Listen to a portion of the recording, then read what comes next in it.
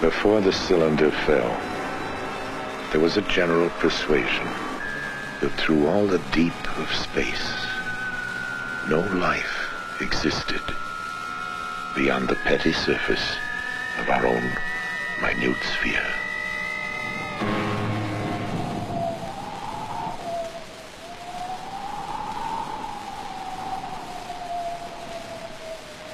We know now that in the early years of the 20th century, this world was being watched closely by intelligences greater than man's. Across an immense ethereal gulf, minds that are to our minds as our minds are to the beasts in the jungle. Intellects, vast, cool, and unsympathetic, regarded this earth with envious eyes, and surely drew their plans against us.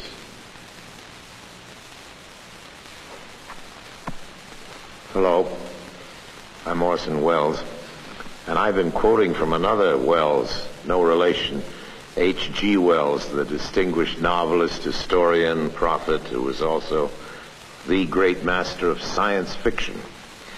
He wrote The War of the Worlds, on which was based a certain notorious radio broadcast, which, as some of you may remember, sent many thousands of our listeners panicking into the streets all over the country.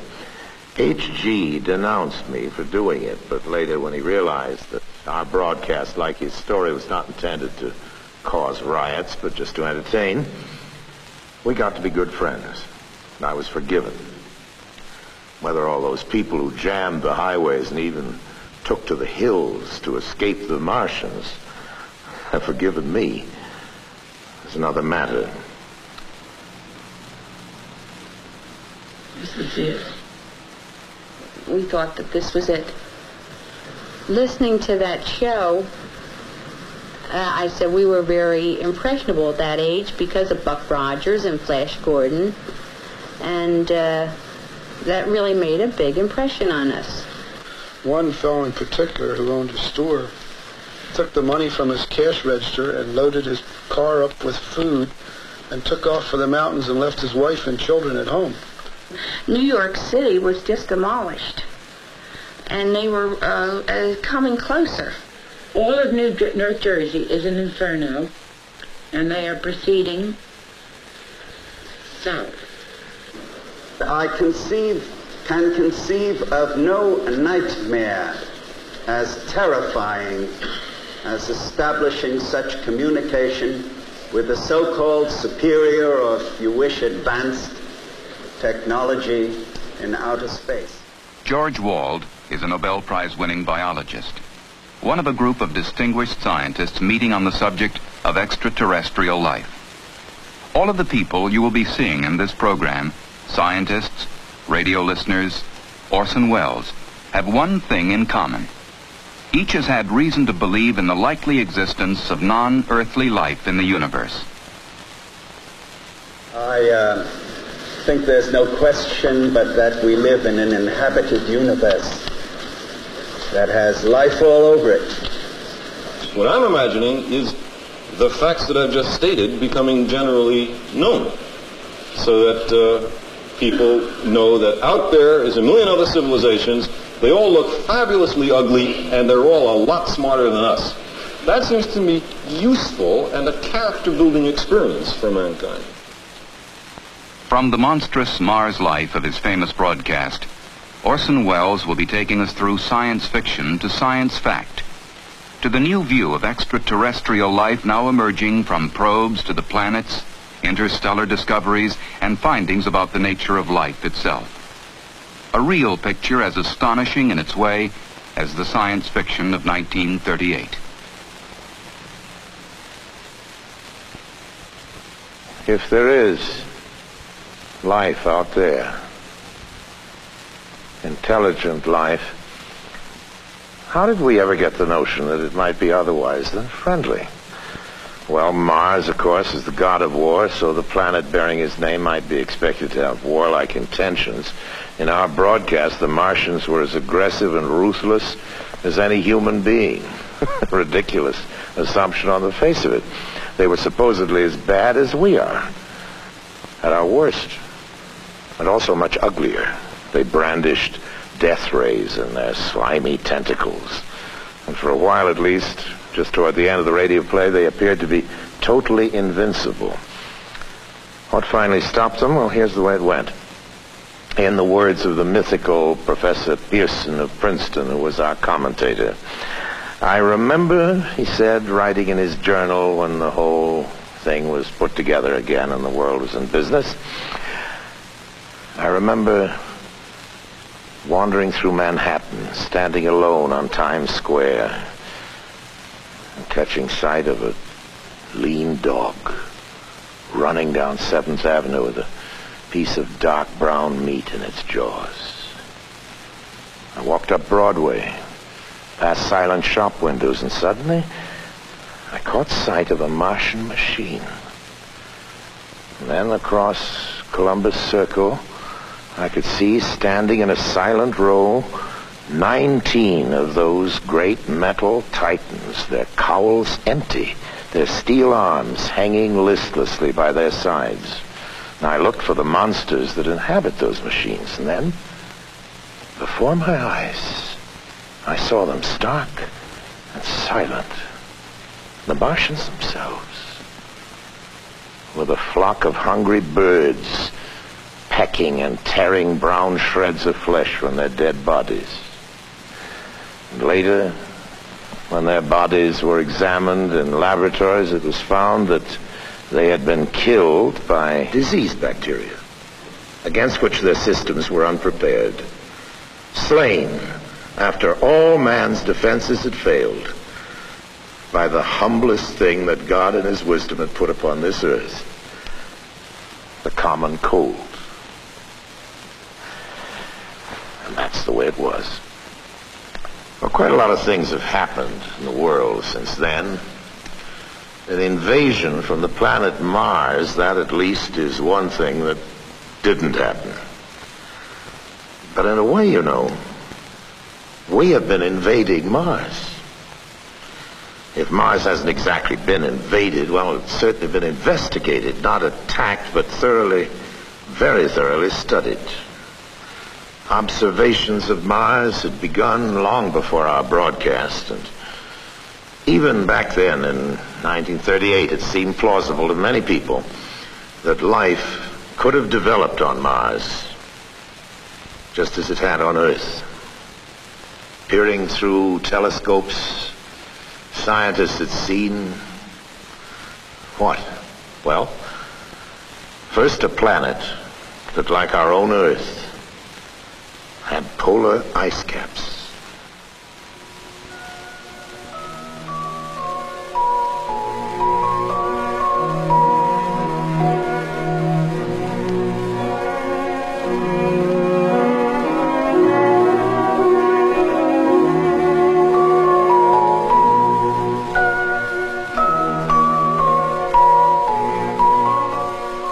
They were fascinated to see that the ice caps grew and receded with each year. Large areas changed color with the seasons. Did that mean vegetation? Straight lines were sighted on the planet's surface. Some called them canals. The American astronomer Percival Lowell believed that these Martian canals had been created by an advanced technological civilization. First in 1965 and then again in 1969, NASA sent spacecraft to fly by Mars and send back scientific measurements and close-up photographs. This is picture 21, a red picture, wide-angle picture, fantastic picture. That's beautiful. That's beautiful. Look at those little craters. This is a narrow-angle camera view. The Mariner missions were great achievements for the scientists. But the pictures of Mars showed a world of total desolation.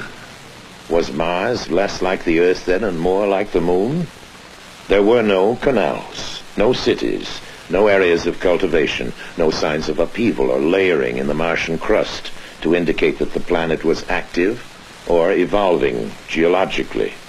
The pictures revealed no volcanoes to spew out gases that could enrich the atmosphere, and water, so essential to life, seemed to be present only in traces. The atmosphere was so thin as to make the possibility of life seem even more remote. For the fans of science fiction, not very exciting. But for scientists, the whole excitement is finding out the facts. That's the whole name of the game. Now, these first flybys had revealed only some of the facts. But all the same, the exploration of Mars and of all the other planets of the solar system was actually getting underway. I can't feel that any person with any soul can look out on that universe that surrounds us and can imagine the immensity of it and the history of it without being rather impressed with the idea that we, as little atoms made of the same stuff those stars are made of, have the capability to regard the other part of the universe. One piece of the universe has the ability to look at another part of the universe and wonder about it. That's a very amazing thing, and it brings into one's mind all kinds of thoughts about religion and philosophy and so on. But don't ask me about life on Mars, okay? In the fictional Martian story, in the War of the Worlds, it was understood that the Martians were fighting for their own survival. Their planet was growing so cold and inhospitable that they might perish if they remained. While real life confined to such a planet would fight for survival by trying to change itself, by evolving. Every living thing on Earth has evolved from the lowly, the invisibly small microbe. Given nourishment, the microbe will grow colonies so vast that they rapidly become visible to the eye. Here on our planet, microbes have adapted to survive the most hostile conditions. Arid deserts, the frozen Himalayas, in trenches under thousands of tons of pressure in the ocean deeps. Biologists at Ames Laboratory are discovering adaptive capabilities in life forms that a few years ago would have been regarded as fantastic. Within the cooling systems of atomic reactors, organisms have been discovered flourishing, where radiation could be expected to destroy any living thing. In hospitals that use ultraviolet for sterilization, strains have been found resistant to the killing radiation. Biologists are growing organisms in salt solutions, in acids, in alkalines, in ammonia gas, in boiling hot springs, in ice that is thawed for part of every day. In the vacuum of a space simulator, life forms have been flourishing for years without oxygen.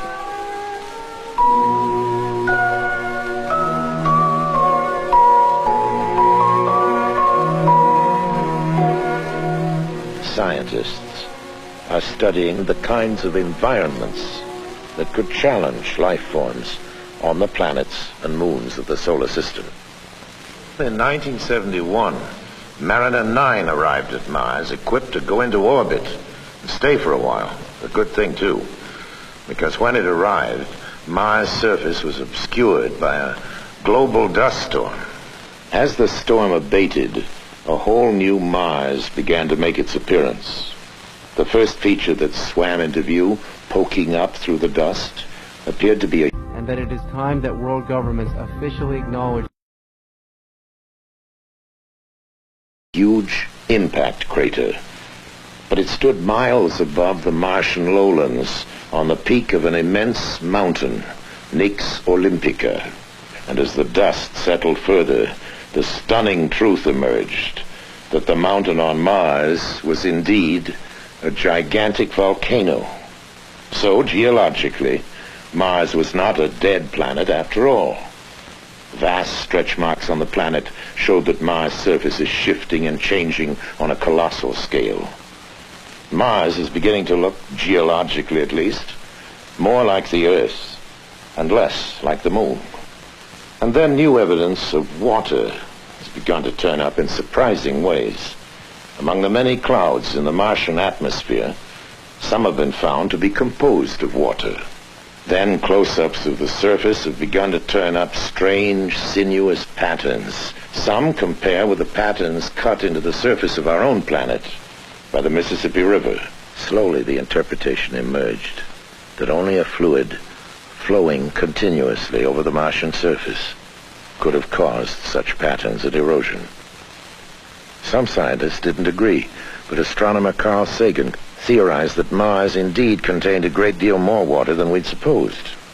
The water might remain locked within its crust as permafrost during ice age times such as the present, but during cycles of warmth, when the polar caps release gases to form a heavier atmosphere, the water may be released into clouds. Such clouds could bathe the planet in rains for thousands and perhaps millions of years.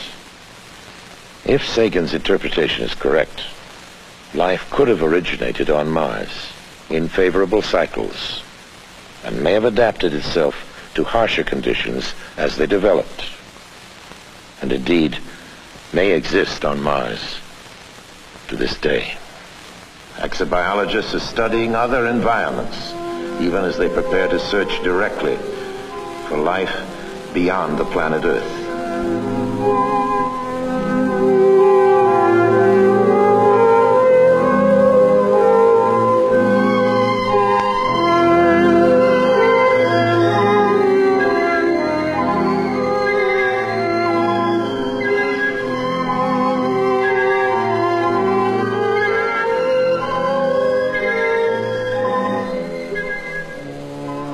Flying by Jupiter, Pioneer 10 confirmed estimates that within its atmosphere are combinations of gases similar to those in which life originated on Earth. While a second Pioneer is being aimed to curve past Jupiter and fly by Saturn, Earth-based measurements show that a moon of Saturn, nearly the size of the planet Mercury, contains an atmosphere, water, and surprising warmth.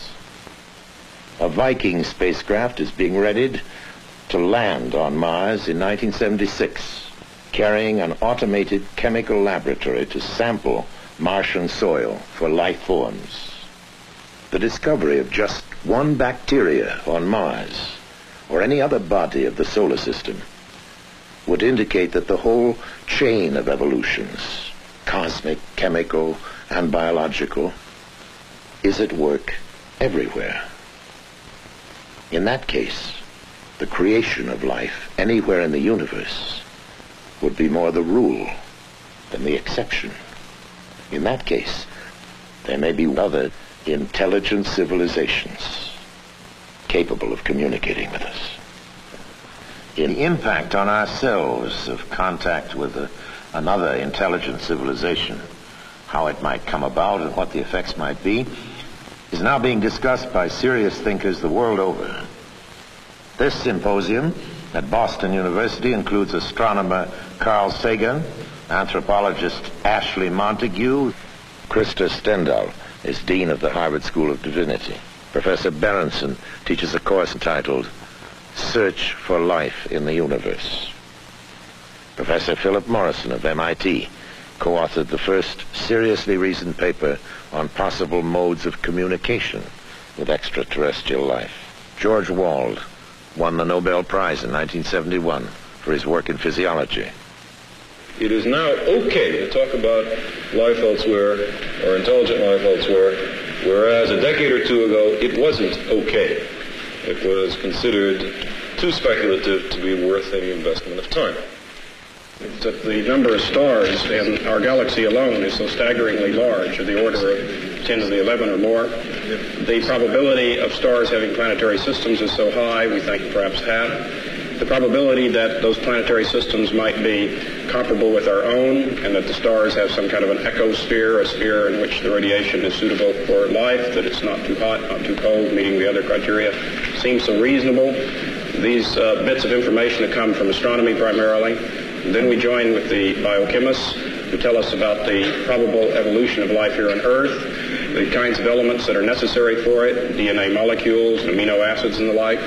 Amino acids which have now been found in meteorites, that we have now found interstellar molecules floating out into space between stars. So that you know the materials for a carbon-based life exist. We know that many of the building blocks of life in our own solar system exist off of our planet. If you put these kinds of probabilities together, it begins to lead to the sorts of conclusions that we started with as an initial premise, and which apparently no one on the panel has disagreed. And that is that life must exist in the universe, and it must exist quite abundantly. The most optimistic estimates, in the view of many, about the number of civilizations that there might be in the galaxy is of the order of 1 million, which means that only one in a few 100,000 stars has such civilizations.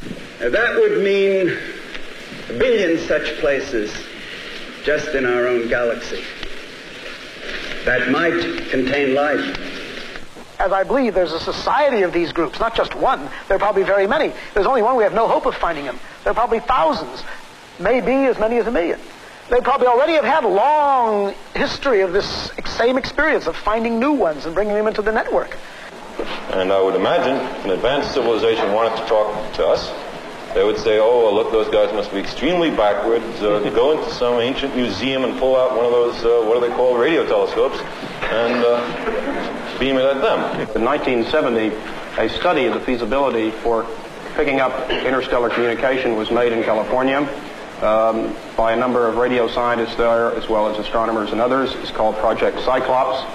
The outcome of that study was that the United States had the technical capability of building a large radio array, which would be able to scan the heavens with fairly great resolution and power sensitivity out to a distance of many hundreds or possibly thousands of light years, with the very distinct possibility of picking up a signal if it were there. Our present technology is able to detect ourselves anywhere in this galaxy of about 250 billion stars. First, the people beaming the message will be incredibly alien. Even if their biochemistry resembles the biochemistry Professor Wald teaches, it will not be all that close, you know. It will have enzymes, but it will be, the LD situation will be quite different, and I don't know what chains of enzyme systems they will have at all. And you couldn't eat their food, very likely, even though they're the same biochemistry. Any more than we eat the food of a mushroom. It's very difficult to eat that.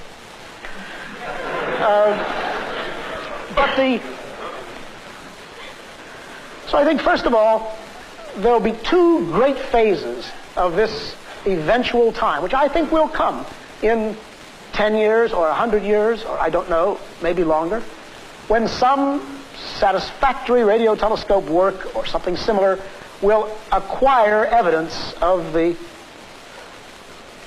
deliberate beaming of a message, protracted message, out into space. So I think that will be easy and, of course, extraordinarily important. You will know very little of what that message says, say that it exists, and maybe some general geographic information from how far away it's coming, from what kind of a star, where. And then I think that you will have pouring into the recorders, week after week, month after month, decade after decade, an enormous body of obviously interesting and meaningful pulses.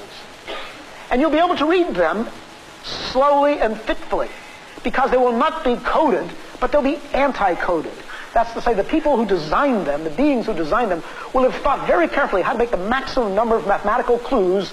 The best way to single out the meaning will be made available. I think the most important thing that it will bring to us, if we can finally understand it, will be a description, if it exists at all, of how beings disposing of great technology were able to fashion a world in which they could live and persevere and maintain something of worth and beauty for a long period of time. And finally, it would end our social and cultural isolation To date, we have been bounded not only into our own countries and into our own small regions on this planet, but most assuredly within our solar system itself. If there are the tens of billions of other civilizations which the predictions indicate might be, then we would join a larger galactic community. In 1976, we're going to be able to explore Mars for perhaps not so humble microorganisms. Before and after that, we'll be searching the planets and the galaxies for clues to fill in the new patterns we're discovering. The evolution of evolutions that has produced us and the possible millions of other civilizations. It is conceivable that a spherical ship will land in front of the Washington Monument and a figure with 4 antennas and otherwise looking like the professional football player will walk out and demand to see our leader.